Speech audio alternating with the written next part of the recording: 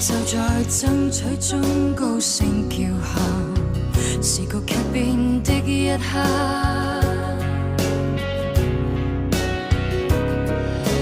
當此刻一雙手被你緊握，不想知你快要跟他進化，時代要一天天分薄你我未來，難得一起時別要放開，誰願意躋身於複雜裏精彩，只想與你簡單相愛。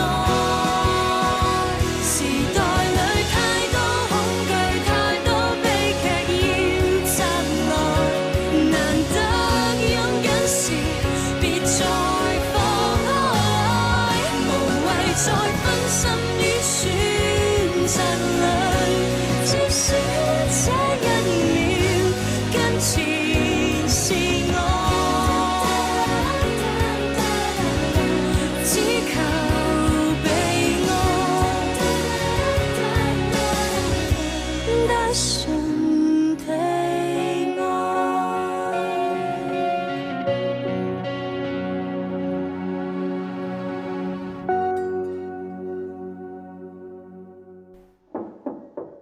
ចាយន្តមែនទេខ្ញុំកំពុងចុះទៅហើយចូលសិនមក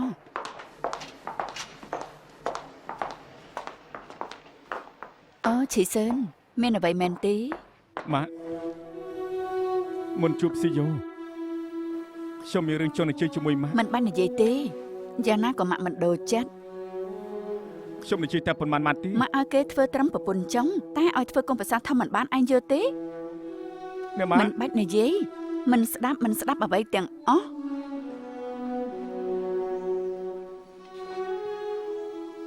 អ្នកម៉ាក់តែប៉ុន្មានម៉ាត់ទេនេះជាការអនុគ្រោះរបស់ម៉ាក់ហើយផ្ទះយើងមានមុខមាត់ប៉ុណ្ណា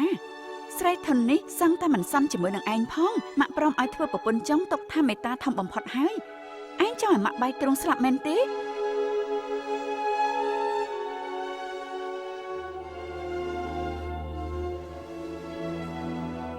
អ្នកម៉ាក់ក៏ដឹងថាខ្ញុំមិនដែ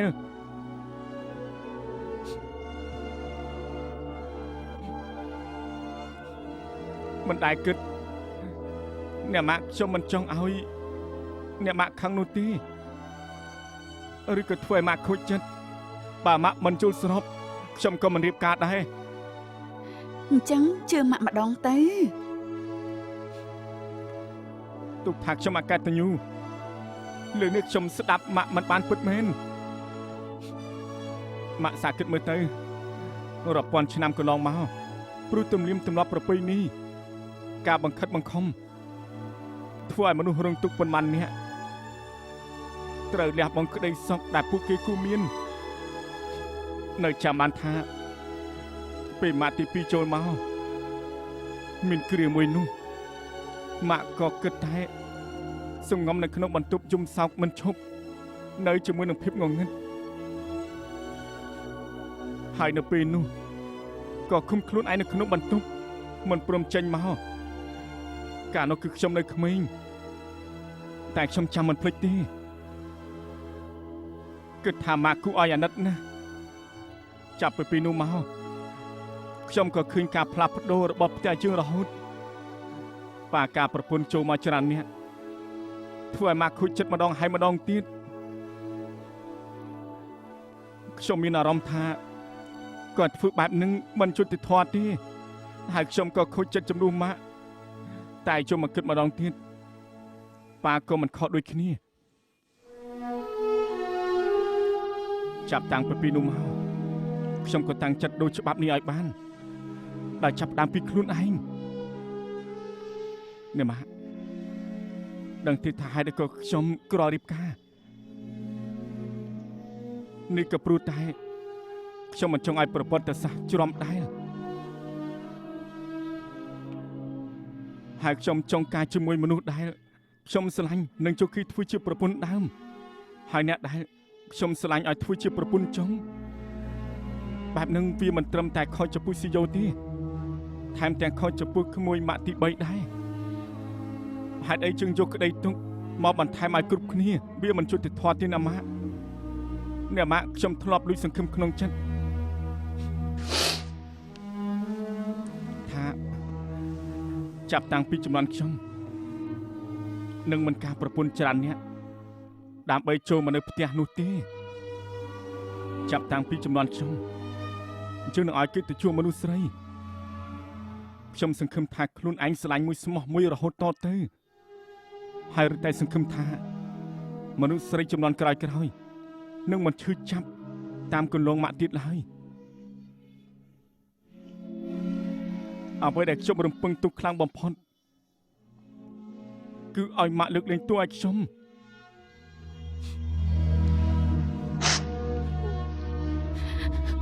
ម៉ាក់ឈិនសឺនខ្ញុំសុំទោសផងណាម៉ាក់ខ្ញុំសុំទោសដែលធ្វើឲ្យម៉ាក់ខូចចិត្តមិនដឹងថាឈីសឺននិយាយជាមួយអ៊ំស្រីបានឬអត់ទេអ៊ំស្រីចង់គាត់ស្អប់ខ្ពើមខ្ញុំឬអត់កុំបារម្ភអីបងធំជាមេធាវីគាត់ប៉ាកែនិយាយច្បាស់ជាលួងលំម៉ាក់ឲ្យព្រមទទួលនាងបានមែនហើយអ្នកបងធម្មតាជួបនាងមិនស្គាល់ចរិតអាចត្រូវប្រើពេលបន្តិចហើយគាត់នឹងពេញចិត្តនាងតែឋានៈខ្ញុំនិងពួកអ្នកស្រី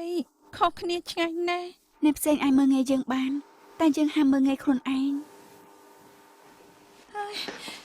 នាងចង់យំម៉េះកុំយំឲ្យសោះណាម៉ាក់ទី4ខំផាត់មុខឲ្យយ៉ាងស្អាតប្រយ័ត្នលែងស្អាតទៅ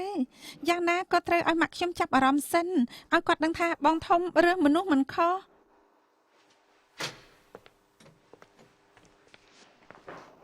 ម៉ាក់ធំអ្នកបងធំមកណែមកសួស្ដីអ៊ំស្រីចុងនាងឈ្មោះសៀយ៉ូអីមែនហើយសៀយ៉ូសូមផ្ញើខ្លួនផងសម្ដីសុភាពរៀបសារ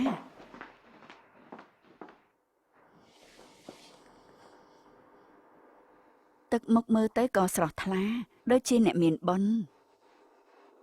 អ្នកម៉ាក់មើលពីក្បាលដល់ចុងជើងបែបនេះគេអៀនស្លាប់ហើយកាន់ជើងសង្សារហើយអី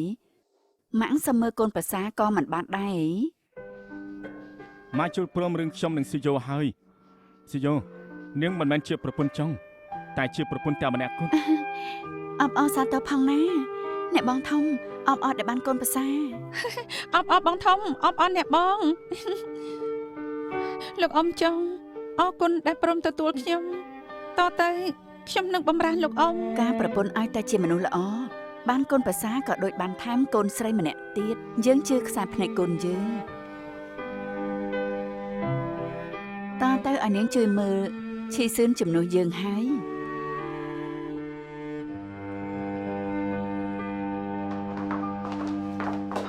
លោកម្ចាស់អ្នកស្រីធំឲ្យតាំងតុឲ្យហើយកុំអើអី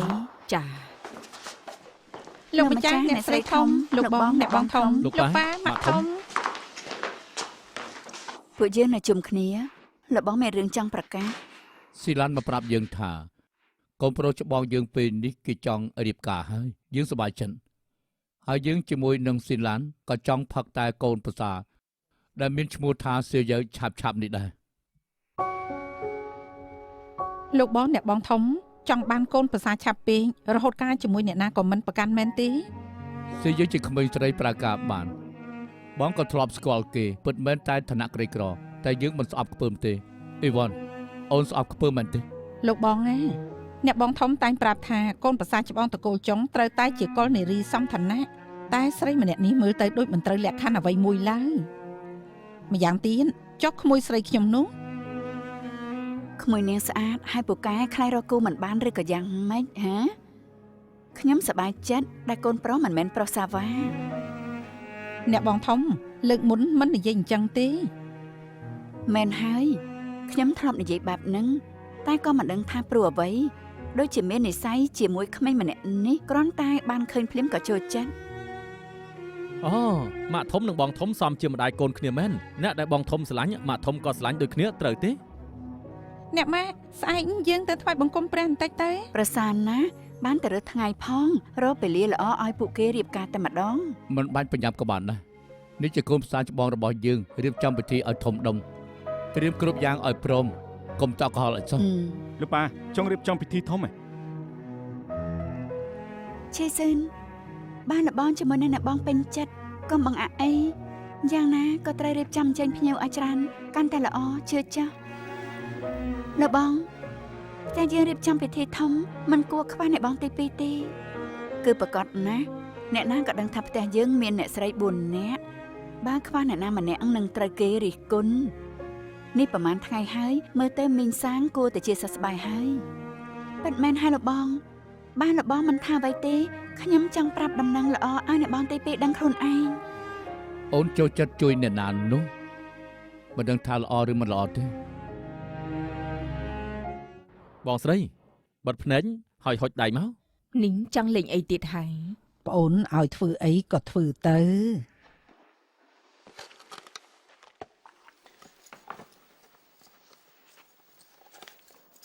មើលស្រឡាញ់ទេ ស្អាតណាស់ជារបស់ថ្លៃ គេឃើញឯងមួយរយៈនេះមិនសូវសប្បាយចិត្តទើបទិញរបស់មកយកចិត្តបន្ទែងខំរើសឡើងយូរណា បងស្រីស្រឡាញ់អត់ ស្រឡាញ់ណាស់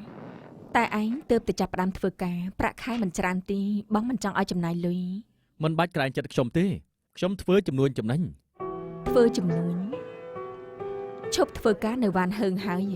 តែធ្វើចំនួនតាំងពីពេលណា អត់ទេគ្រាន់តែរកស៊ីជាមួយមិត្តភ័ក្តិតិចតួចធ្វើជាកូនឈ្នួលគេយូរក៏គ្មានអនាគតដែរត្រូវដែរទេ ពិតមែនហើយបើគេឧស្សាហ៍ព្យាយាមរឿងអីត្រូវពឹងគេមួយជីវិតនោះ មិត្តម្នាក់នេះទុកចិត្តបានទី កុំអារម្មណ៍អីអាចទុកចិត្តបាន បើឯងបានល្អបងក៏ត្រេកអរដែរតែក៏ត្រូវគិតឲ្យច្បាស់ថាធ្វើការឲ្យគេឬចេញមករកស៊ីខ្លួនឯងល្អជាងត្រូវសម្រេចចិត្តឲ្យច្បាស់កុំចាប់ត្រីដៃពីរ ខ្ញុំនឹងគិតមើលឲ្យបានល្អ ព្រះជាយាអ្នកស្រីទី4មកសុំជួបព្រះនាង យើងគេចូលមក ចា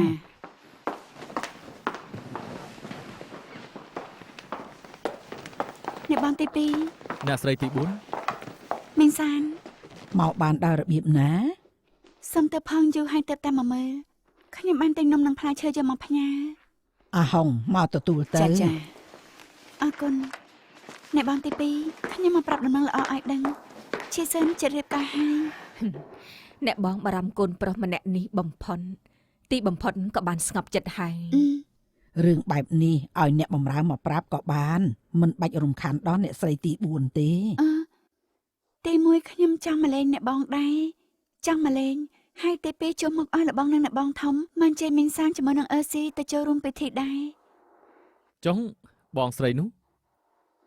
អ្នកបងទី2មិនមែនភ្ញៀវតែជាម្ចាស់ពិធីត្រូវតែទៅពិតទេអ្នកបងទី2 អរគុណដែលមកផ្ដល់ដំណឹងអ្នកបងធំព្រមអោនទទួលស៊ីយោធ្វើកូនប្រសាគួរឲ្យត្រេកអរចំនួនឈីសឺន ដើម្បីសៀយោគេត្រូវលួងលោមអ្នកបងធំយូរណាស់ជាភាពស្មោះត្រង់ដែលគួរឲ្យសរសើរ មនុស្សយើងសំខាន់ត្រូវដឹងថាធ្វើនៅអ្វីដែលត្រឹមត្រូវហើយមិនរាថយកុំព្រមចាញ់ស្រួល ឈីស៊ឿនអាចធ្វើបាន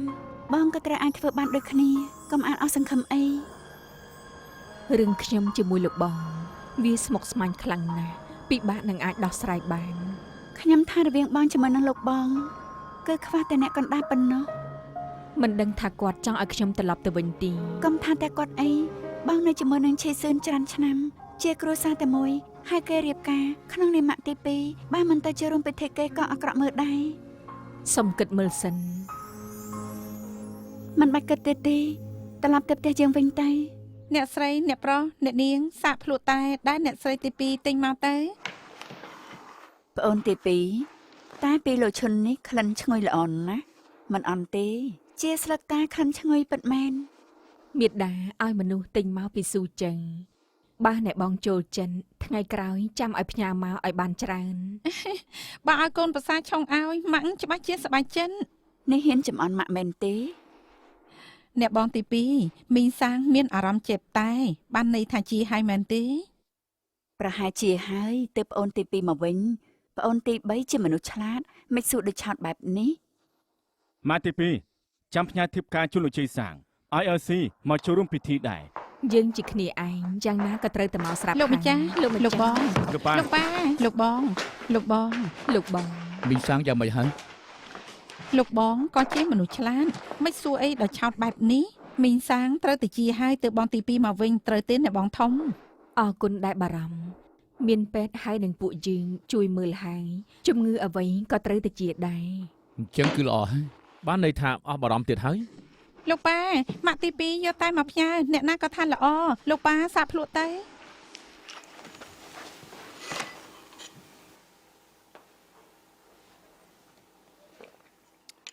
ឈ្ងុយល្អតើ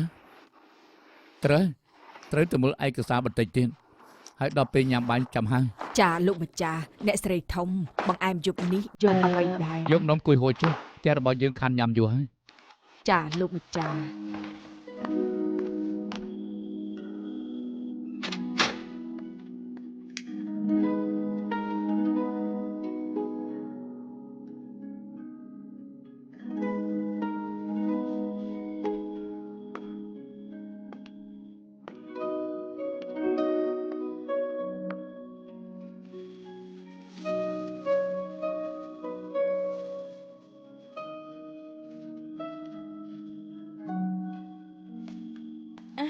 សុំទោសអ្នកស្រីទី2ខ្ញុំក៏ស្រែកទឹកឲ្យរាល់ថ្ងៃហើយតែមិនដឹងហេតុអីបានជាវានៅតែក្រៀមសពូនទៀតមិនអីទេដើមឈើក៏ដូចមនុស្សមានចរិតខុសគ្នាប្រភេទខ្លះមិនបាច់ឲ្យស្រោចទឹករាល់ថ្ងៃវាត្រូវការតែពន្លឺថ្ងៃឬដាក់នៅកន្លែងងងឹតដែលមានតែអ្នកដាំដែលដឹងមានរឿងបែបនេះដែរអីផ្ការរួយហាន់ អាចមានថ្មីទីកាត់ផ្សំឬដាំថ្មីតែគួរឲ្យស្ដាយពេលខ្លះចង់ដាំវាបាយជាមិនដងមិនមែនថាយើងតាំងចិត្តហើយវានឹងចេញផ្កាតាមចិនត្រូវអាស្រ័យលើព្រំលិខិនឆៃជឹងចាយកកន្ត្រៃមកខ្ញុំចង់កាត់មែកវាចេញអ្នកស្រីញ៉ាំនំសិនទៅល្អទេលោកម្ចាស់ឲ្យមីងយុនរៀបចំមកជាពិសេស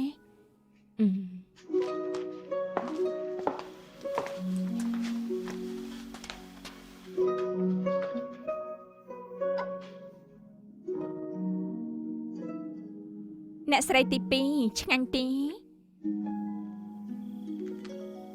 ឆ្ងាញ់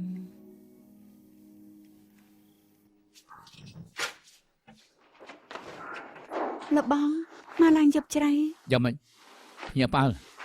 ស្មានថាទៅគេងជាមួយនឹងអ្នកបងទី មានអី 2អត់ទេឃើញថាខានជួបគ្នាយូរ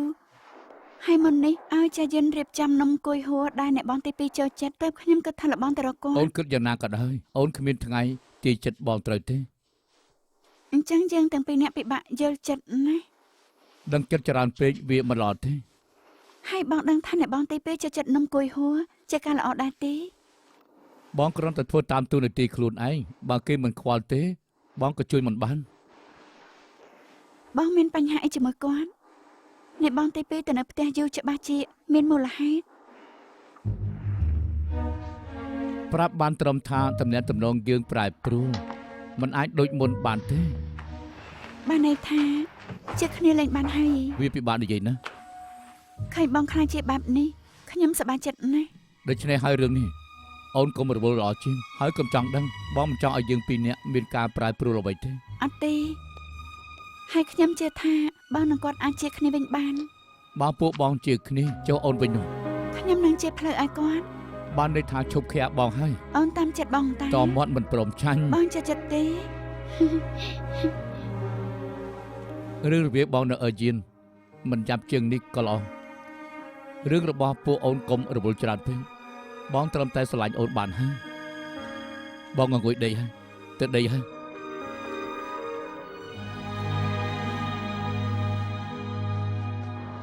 តាមពិតនាងទៅរៀនភាសាកាយវិការដើម្បីធ្វើគ្រូសមាជិកនៅក្នុងព្រះវិហារ តាមពិតមួយថ្ងៃឲ្យតែសពភីងក៏គួរឲ្យធុញពេលដឹងថាបងធំទៅបង្រៀនភាសាអង់គ្លេសក្មេងៗទៅខ្ញុំទៅជួយគាត់ដែរ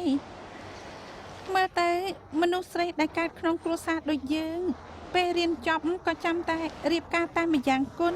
បើបានជួយអ្នកផ្សេងខ្លះស្មើនឹងធ្វើឲ្យខ្លួនឯងមានប្រយោជន៍ លោកធុញមែនទេ អត់ទេមិនត្រឹមតែមិនធុញទេថែមទាំងសរសើរនាងទៀតព្រោះគិតមកដូចជាស្រីផ្សេងនាងមានគំនិតទុកថាកម្ររកបានក ុំសរសើរខ្ញុំអីខ្ញុំគ្រាន់តែនិយាយតាមសាច់រឿង ពេលដែលទៅបង្រៀនក្មេងខ្ញុំសុំទៅផងបានទេ តែកូនសិស្សម្នាក់នេះគេប៉ិនអៀនខ្ញុំខ្លាចគេខ្មាស់ត្រូវហើយខែខាងនេះឆ្ងាញ់ណាស់ខ្ញុំចង់ញ៉ាំបន្តិចទៀត មកចូលចិត្តថែមម្ដងទៀតទៅណា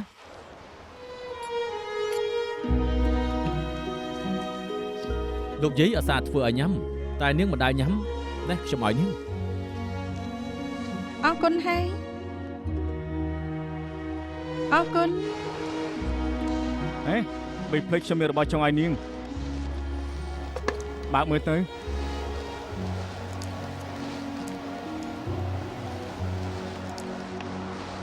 គិតថាវិសមជាមួយនាងចង់ឲ្យនាងពាក់ក្នុងថ្ងៃខុបកំណើតអ្នកម៉ាក់ខ្ញុំណា របស់ថ្លៃណាស់ខ្ញុំទទួលមិនបានទេ មិនចាំបាច់គិតលុយនោះទេសុំត្រឹមតែជប់នោះទៅជាមួយខ្ញុំពាក់របស់នេះ អូខ្ញុំត្រូវទៅបង្រៀនភាសាកាយវិការពាក់ទៅមិនស្រួលទេ មិនខុសទេអញ្ចឹងទុកសិនចាំថ្ងៃក្រោយចាំពាក់ សុំទោសខ្ញុំត្រូវទៅវិញហើយ ចាំខ្ញុំជូននាងទៅ មិនបាច់ទេខ្ញុំទៅខ្លួនឯងបានមិនចង់រំខានលោក បើខ្ញុំមិនជូនទៅគ្មានសុជីវធម៌ទេហើយបុយគឺលុយទៅ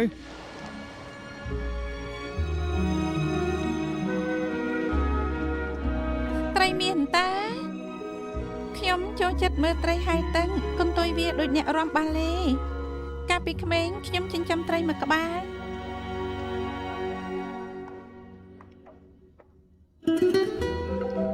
ដល់ហើយខាងលើនេះហើយ បើអញ្ចឹងប្រយ័ត្នផងណា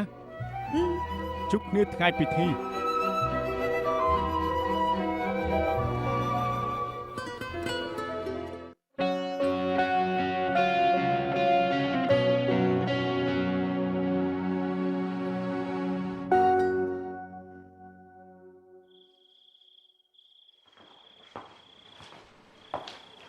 កូនស្រីប៉ាមិនក៏មិននៅត្រង់នេះម្នាក់ឯង ប៉ា មួយរយៈនេះខ្វល់រឿងបងធំពេកទើបមើលរំលងកូនមែនទេ អត់ទេបងធំរៀបការខ្ញុំក៏ត្រេកអរជំនួស រឿងមួយពាក់ព័ន្ធជាមួយ Lester យ៉ាងម៉េចជាមួយម្នាក់នេះនិយាយត្រូវគ្នាទេ កូនគ្មានអារម្មណ៍អ្វីទេ ឆោតមែនគ្មានអារម្មណ៍ក៏គ្មានទេស្នេហាមកខំចិត្តមិនបានទេប៉ាមិនបានចង់លូកកូនឯណាបើមិនចូលចិត្តកុំអសាទៅជួបគេពេក តែប៉ាជាមួយអ៊ំហួរជាភាគហ៊ុនរឿងជំនួញខ្ញុំខ្លាចមានផលប៉ះពាល់ ជំនួយនៅតាមជំនួយកូនជារឿងផ្សេងកុំជោគលោកលំគ្នាបានទេហើយយើងក៏កាន់តែធំហើយជឿថាលោកអ៊ំហួរគេចេះយល់ច្បាស់ លោកប៉ាខ្ញុំចង់ប្រាប់ Lester ឲ្យដឹងតើល្អទេ ប្រាប់ឲ្យហើយក៏ល្អដែរកុំពជាពេលឬចង់ឲ្យប៉ាជួយនិយាយទេ មិនបាច់ទេខ្ញុំគិតថានិយាយជាមួយគេស្រួលជាងកុំឲ្យគេគិតថាមិនឲ្យកិត្តិយសគេ ធ្វើបែបនេះល្អហើយជឿថាបើ Lester បានដឹងអាចព្រមធ្វើចិត្តជាមួយនឹងកូនដូចមុន ខ្ញុំសម្រេចចិត្តច្បាស់ហើយខ្សែដៃនេះមិនសមនឹងខ្ញុំទេ ខ្ញុំបញ្ញាប់ពេកធ្វើឲ្យនាងតានតឹងតើពិតមែនដែរទេ មិនពាក់ព័ន្ធជាមួយលោកទេតាមពិតយើងស្ទាបស្ទង់គ្នាមួយរយៈហើយប៉ុន្តែខ្ញុំមិនបានគិតអ្វីជាមួយលោកទេលោកយល់សម្ដីខ្ញុំអត់ ខ្ញុំដឹងថាពេលខ្លះត្រឹមខ្សែភ្នែកឬសម្ដីធ្វើឲ្យបេះដូងជើងលូតញាប់បានខ្ញុំមិនដឹងថាទាំងអស់នេះ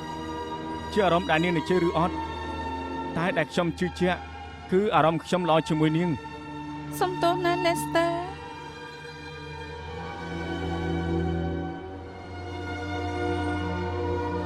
មិនចាំបាច់សុំទោសខ្ញុំទេស្នេហាមិនអាចបង្ខំចិត្តបានឡើយមិនមែនថាយើងស្រឡាញ់នរណាម្នាក់ត្រូវតែយកគេឲ្យបាននោះទេផ្ទុយទៅវិញគោរពសិទ្ធិមកខាងទៀតក៏ជាស្នេហាមួយបែបដែរ លោកជាមនុស្សល្អណាស់តែខ្ញុំគ្មានបុណ្យអាចស្រឡាញ់លោកបាននារីណាបានរៀបការជាមួយលោកពិតជាសំណាងល្អណាស់ ចូលនាងវិញ មានអ្នកដែលស្រឡាញ់ហើយ លោកម្ចាស់លោកម្ចាស់ លោកប៉ា លោកបង លោកបងលោកប៉ា លើកនេះពួកយើងជួយរឿងឈីសឺម្នាក់ម្ដាយមួយជើងធ្វើឲ្យយើងជាប់ដៃជាមួយដែរ អ្នកណាថាហើយណារឿងភ្ញៀវក៏ត្រូវទៅសួរបងសិន រឿងភ្ញៀវបងប្រាប់ឲ្យឆឹងរួចទៅហើយអូនក៏ចែកតាមបញ្ជីឈ្មោះទៅ ចា ចុះខាងស្រីមានសាច់ញាតិបងប្អូនទេ ស៊ីយ៉ូគឺមានតែផូនស្រីមិត្តចិត្តដិតក៏មានតែលោកជ័យហ៊ុនជាមួយលោកតាជួយតែប៉ុណ្ណឹងឯង អូប៉ូលីសម្នាក់នោះមែនទេគ្នាតិចក៏ល្អដែរឲ្យអង្គុយតុកម្ចាស់ពិធីចុះ ម៉ាក់ធំប៉ូលីសនោះមិនខ្លាចសំបីតឡូឡាម៉ាក់ធំមិនខ្លាចអាម៉ាស់មុខទេហ៎ លោកប៉ាយល់យ៉ាងម៉េចដែរ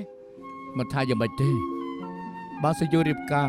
យើងក៏ជាគ្រួសារតែមួយសាច់ញាតិគេក៏ដូចជាសាច់ញាតិយើងចឹងដែរបើសិនជាជួបគ្នាក៏ទុកមុខឲ្យគេផង លោកប៉ាថាម៉េចត្រូវតែអញ្ចឹង តាមពិតគេជាមនុស្សល្អបន្តិចទៀតបងនឹងដឹង ដោយលោកប៉ាប្រាប់អញ្ចឹងតើទៅយើងជាគ្រួសារតែមួយបើមានប្អូនក៏ឲ្យមកនៅជាមួយយើងដែរម្យ៉ាងទៀតម៉ាក់នឹងឲ្យឆាយានៅបំរើសៀយ៉ូល្អទេកូនកូនយល់យ៉ាងម៉េច អរគុណហើយណាម៉ាក់ស៊ីជូគឺមិនដែលរៀនអក្សរទេស៊ីជូគឺចង់ឲ្យប្អូនគេទៅនៅសាលាប្រចាំម៉ាក់យល់យ៉ាងម៉េចដែរ បើអញ្ចឹងរកសាលាល្អបន្តិចថ្លៃរៀនយើងជាអ្នកចេញហើយខាងស្រីចង់ឲ្យនរណាធ្វើមេបា រឿងនេះខ្ញុំមិនដឹងនោះទេ គ្មានញាតិចាស់ទុំទេអី អូអញ្ចឹងធ្វើដូចពេលដែលខ្ញុំការជាមួយលោកបងឲ្យលោកម្ចាស់គូនទទួលស៊ីយ៉ូធ្វើកូនធွာពេលលើកទឹកតែមើលទៅមានកិត្តិយស គំនិតនេះល្អណាស់តែ អញ្ចឹងបាន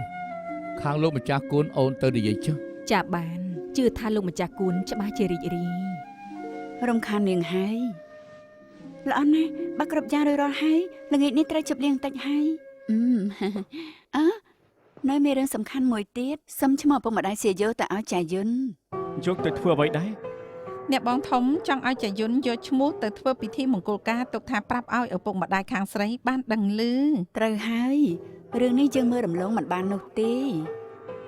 អូអញ្ចឹងក៏បានតែខ្ញុំជាកូនប្រសាបើសិនជាធ្វើខ្លួនឯងដូចជាបរិសុទ្ធចិត្តជាង មិនខុសទេបើមិនយល់អ្វីក៏សួរចាយុនចុះណា បាទម៉ាក់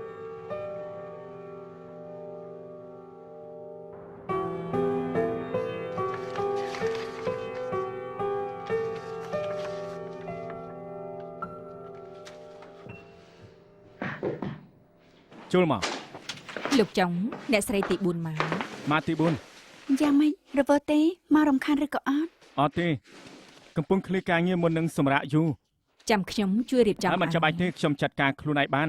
ទៅឆុងតែមក អូ មិនបាច់ទេខ្ញុំទៅផឹករួចមែននេះឯង បានចឹងធ្វើការបន្តចុះម៉ាក់ទី 4 គួយចុះមករកប៉ែ មែនហើយប៉ុន្តែគាត់ចេញទៅក្រៅទៅមករកឯងជំនួសឈេសិនព្រោះមានការងារច្រើនទៅគ្មានពេលត្រៀមមង្គលការធ្វើឲ្យស្មុគមែនទេ អត់ទេ ក្រៅពីខ្ញុំជាម្ដាយហើយយើងក៏ជាមិត្តភក្តិនឹងគ្នាបើមានបញ្ហាអីនិយាយចេញមកល្អជាង ម៉ាក់ទី 4 ម៉ាក់ធ្លាប់មានបទពិសោធន៍អ្នកអាចកំបាំងរឿងអ្វីមួយយ៉ាងដើម្បីនរណាដែរអត់ មិនក៏សួរបែបនេះ អ្នកដែលមិនជួយចិត្តកុហកតែនឹងជួយការពិតមិនបានព្រោះខ្លាចធ្វើបាបគេបំផ្លាញទំនាក់ទំនងទើបត្រូវលាក់បាំង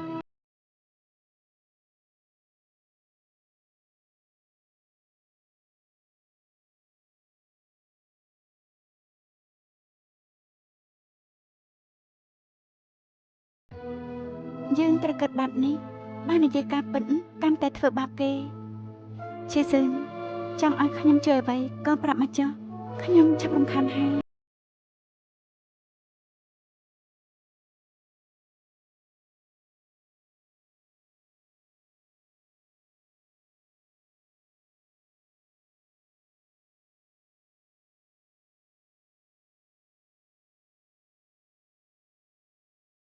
ខ្ញុំស៊ីយ៉ូមកហើយ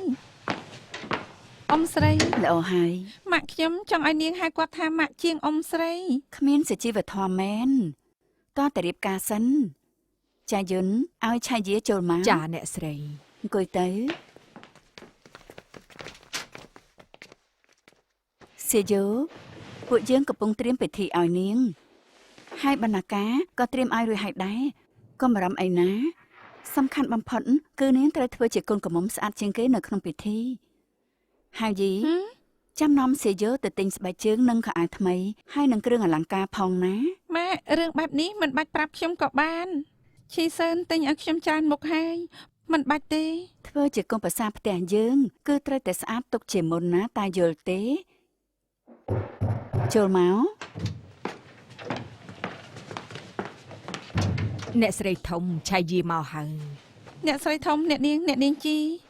គេឈ្មោះឆៃយានឹងជួយបម្រើនាងជាមួយនឹងឈីសិន អូមិនបាច់ទេខ្ញុំមិនទម្លាប់ទេនេះជាច្បាប់ផ្ទះយើងត្រូវមានអ្នកបម្រើផ្ទាល់ខ្លួនបន្តិចទៅនាងទម្លាប់ហើយ ហើយម្យ៉ាងទៀតគុជមួយនេះជាទ្រព្យសម្បត្តិប្រចាំតកូលរបស់យើងពេលយើងការចូលមកម៉ែក្មេកគាត់ឲ្យពេលនេះឲ្យនាងបន្តត្រូវរក្សាទុកឲ្យកូនចៅបន្តទៀតតាយល់ទេ អ៊ំស្រីអ៊ំព្រមប្រគល់ទ្រព្យសម្បត្តិប្រចាំតកូលឲ្យខ្ញុំនឹងចាំទុកថាពេលរៀបការហើយមានតួនាទីសំខាន់ប៉ុណ្ណាខ្ញុំនឹងថែរក្សាគុជនេះទុកឲ្យបានល្អបំផុត លឺបែបនេះគ្រាន់ធូរចិត្តបន្តិចទោះមិនតាន់រៀបការយើងក៏ទុកនាងដូចជាកូនលឺថាមានប្អូនស្រីម្នាក់ទៀតបើនាងបារម្ភពីគេឲ្យមកនៅជាមួយយើងក៏បានដែរ អ៊ំស្រីមិនត្រឹមតែល្អជាមួយខ្ញុំថែមទាំងបារម្ភដល់គ្រួសារទៀតខ្ញុំមិនដឹងថាត្រូវសងគុណយ៉ាងម៉េចទេ ឆាប់មានកូនជាមួយបងធំទៅឲ្យម៉ាក់ខ្លាចជាលោកយាយប៉ុណ្ណឹងក៏បានសងគុណហើយ កាន់តែជ្រុលហើយត្រូវពិន័យហើយណាចាយន់ ចា ពីនេះអ្វីទៅ ពីនេះឲ្យទៅផ្ទះយងតាជឺជាមួយនឹងសៀវយោនឹងណានេះគឺជាកាដូផ្ញើឲ្យគេហើយនឹងលោកយាយយើងដឹងថាពួកគេល្អជាមួយនាងដូចជាកូនចៅទើបចង់អញ្ជើញមកចូលរួមពិធីក្នុងនាមជាសាច់ញាតិកូនចៅ កុំបារម្ភអីរឿងនេះខ្ញុំនឹងចាត់ការជូនឲ្យរៀបរយ លោកយាយសៀវយោគេឈ្មោះឆាយាលោកអ៊ំប្រាប់ថាឲ្យគេជួយមើលខ្ញុំជាមួយឈីសឺន អញ្ចឹងជួយមើលសៀវយោផងណា លោកយាយខ្ញុំជាស្រីបម្រើត្រូវផ្ញើខ្លួនជាមួយចៅហ្វាយស្រីច្រើនជាង ឃើញទេមិនតាន់រៀបការផងក៏មានស្រីបម្រើទៅហើយអ្នកស្រីចង់ពិតជាល្អមែន នៅមានទៀតលោកអ៊ំប្រាប់ថាឲ្យនាំសៀយូទៅនៅជាមួយក៏បានព្រោះថាយើងជាគ្រួសារតែមួយម៉ាក់ខ្ញុំតែនិយាយថាកូនប្រសាក៏ដូចកូនពេលដែលការចូលក៏ត្រូវតែស្រឡាញ់ពេលនាងដូចជាកំពុងលំអៀងហើយ ត្រូវហើយនេះជាកាដូដែលលោកអ៊ំផ្ញើមកមានសម្បុកតិចកម្មយិនសិននាឡិកានិងគ្រឿងអលង្ការផងដែរ ហេតុអីក៏ច្រើនដល់ថ្នាក់នេះ លោកយាយជាសាច់ញាតិសៀវយោទៅម៉ាក់ខ្ញុំចង់អញ្ជើញទៅចូលរួមពិធីដែរ យាយក៏ចង់ឃើញសៀវយោរៀបការតែត្រូវសួរយោបល់តាជឺសិន មែនហើយចុះគាត់ទៅណា យប់មិញនេះចូលដល់វេនយប់មកវិញក៏គេងទាំងព្រឹកចាំយាយទៅដាស់គេឲ្យ ឲ្យគាត់គេងសិនទៅក៏បាន ស្អែកជាថ្ងៃសម្រាប់ចាំគេងសរុបក៏បានតាជឿអើយភ្ញាក់ឡើងសៀវយោមកហើយអ្នកនាងចង់ក៏មកដែរ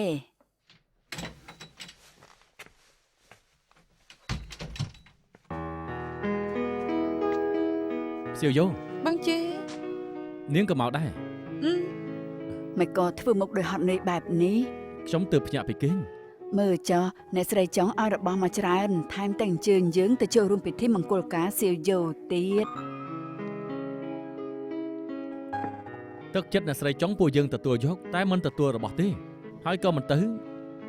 ចូលរួមពិធីដែរ ហេតុអីទៅ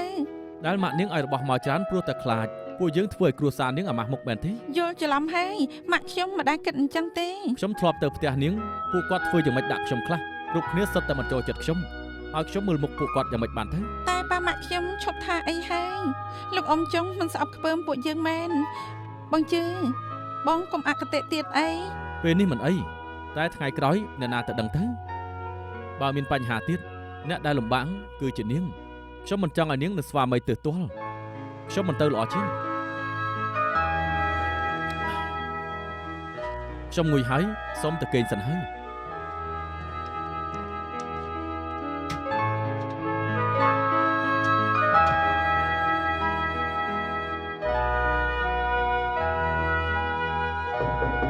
តាជឿអើយតាជឿអ្នកនាងចង់ទៅវិញហើយយាយដឹងថាតកូចង់ធ្លាប់និយាយរឿងអាក្រក់ជាច្រើនតែបើពួកគេមិនចិត្តស្មោះយើងកុំចិត្តចង្អៀតពេកទុកថាយល់ដល់សៀវយោក៏បាន តាមពិតថ្ងៃនេះអ្នកនាងចុងត្រូវមកបង្រៀនស៊ីវយូទៀតតែសុកក៏សុំទៅវិញព្រោះឯងទៅនិយាយជាមួយនឹងគេអញ្ចឹងអ្នកណាដែលមិនអន់ចិត្តនោះណាហើយចុះយាយទៅផ្សារជាមួយស៊ីវយូសិនហើយអាយ៉ាមេឃល្ងឹតហើយដូចជាចង់ភ្លៀងទៀត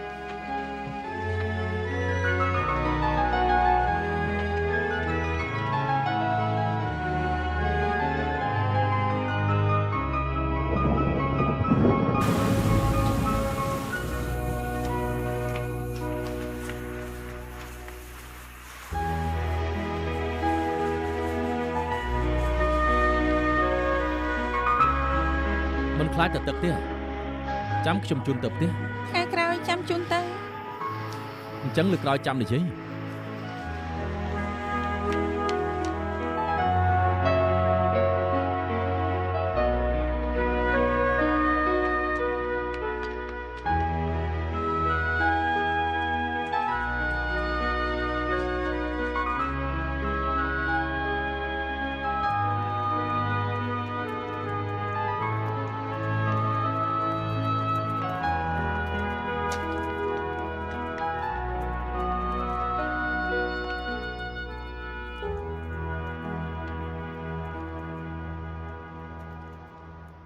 បើសិនជា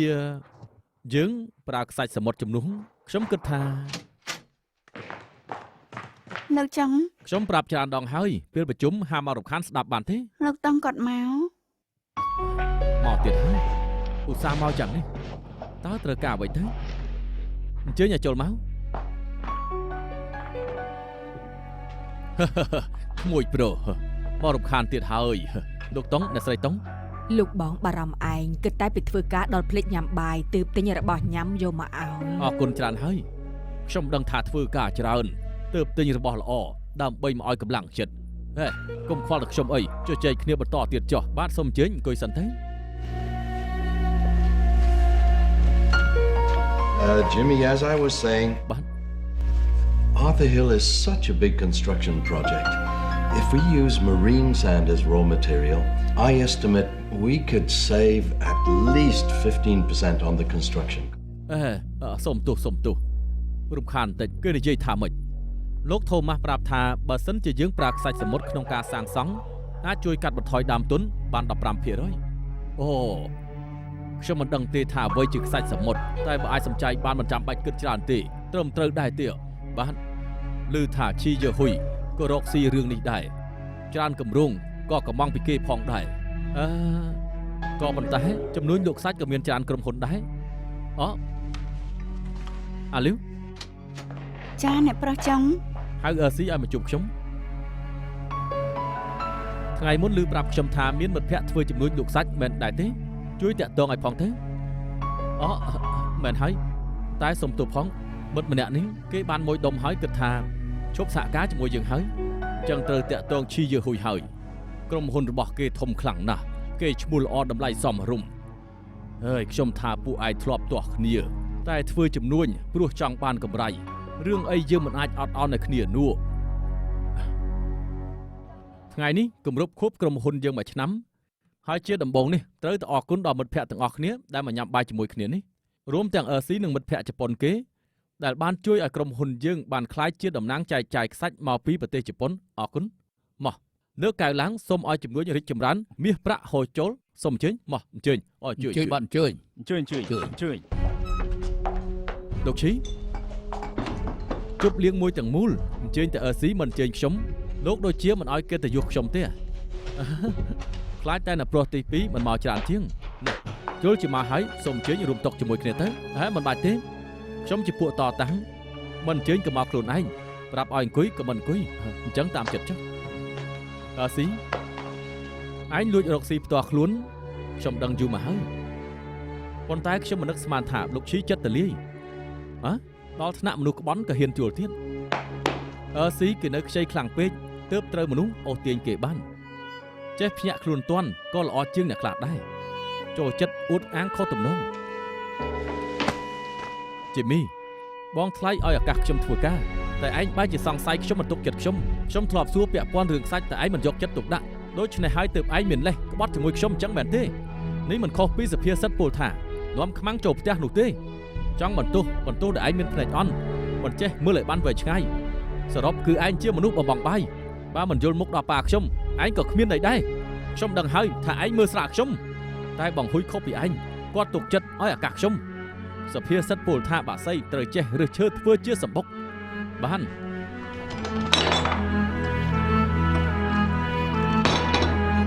ស្រាមកកៅនេះខ្ញុំផឹកឲ្យឯងអាមនុស្សក្បត់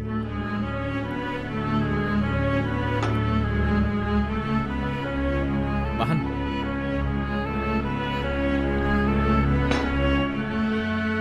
មកកៅនេះផឹកឲ្យឯងនឹងបងថ្លៃអរគុណដែលជួយមើលខ្ញុំយ៉ាងល្អរហូតមកផឹករួចហើយទុកថាខ្ញុំសុំឈប់អនុញ្ញាតឲ្យឈប់អង្គុយចូលមកសុំទៅផងអញ្ជើញបន្តទៀតចុះ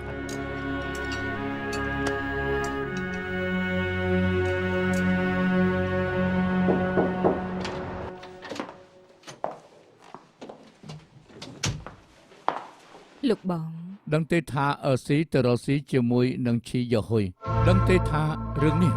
វាប៉ះពាល់ដល់ក្រុមហ៊ុនយើងខ្លាំងប៉ុណ្ណាអូនបង្រៀនគេបងលឺអ្នកណាថាហើយដឹងទេហេតុអីបានជាគេធ្វើបែបនេះអូនធ្វើមុខដូចជាអត់បានដឹងអ្វីតតែសោះខ្ញុំមិនដឹងពិតគិតហើយត្រូវតបបែបនេះឈីយ៉ូហ៊ុយផ្ញើសម្បត្តិមកអូនក៏មិនសារភាពតែរឿងនេះមិនដឹងពិតមែនឲ្យសារភាពយ៉ាងម៉េចចុះរឿងនោះហេតុអីខ្ញុំចង់ជាគ្នានឹងបងក៏យករឿងចាស់មកនិយាយទីចុះហេតុអីបងចង់ជាគ្នាអូនចាំបាច់បករឿងតែខ្ញុំមិនបានដឹងពិតមែនកាលពីមុនអ្នកណាបញ្ជូនប្អូនអូនឲ្យទៅរៀននៅជប៉ុនពេលមកវិញគ្មានការងារធ្វើអ្នកណាអង្វរបងហើយពេលនេះគឺរឿងស្លាប់ហើយគិតរមើលគុណតើចេះភ្ញាក់រលឹកដែរទេផ្ទះរបស់អូនគុំគួនអីនឹងទៅកលចឹងបើមិនចង់នៅនេះទេក៏អាចប្រាប់គ្រប់ពេលវេលាបានតើវាផ្ទះយើងមិនដែលបិទទេហើយក៏មិនហាមខត់អូនដែរបងស្ដាប់ខ្ញុំនិយាយសិនបានទី1រឿងអឺស៊ីខ្ញុំមិនដឹងពិតមែនហើយទី2បើបងចង់ដេញខ្ញុំក៏ប្រាប់តាមត្រង់មកកុំយកលេសយករឿងយើហ៊ុយមកនិយាយទៀតហេតុអីចាំបាច់ហៅឈ្មោះគេទី3ខ្ញុំមិនទៅណាទាំងអស់ព្រោះខ្ញុំមិនដែលធ្វើខុសចំពោះបងសំបីតែមួយលើកសូម5ម្ដងទៀតវាផ្ទះយើងគឺមិនដែលបិទទេចង់ទៅក៏អញ្ជើញចុះ就在爭取中高聲叫喊，是個劇變的一刻。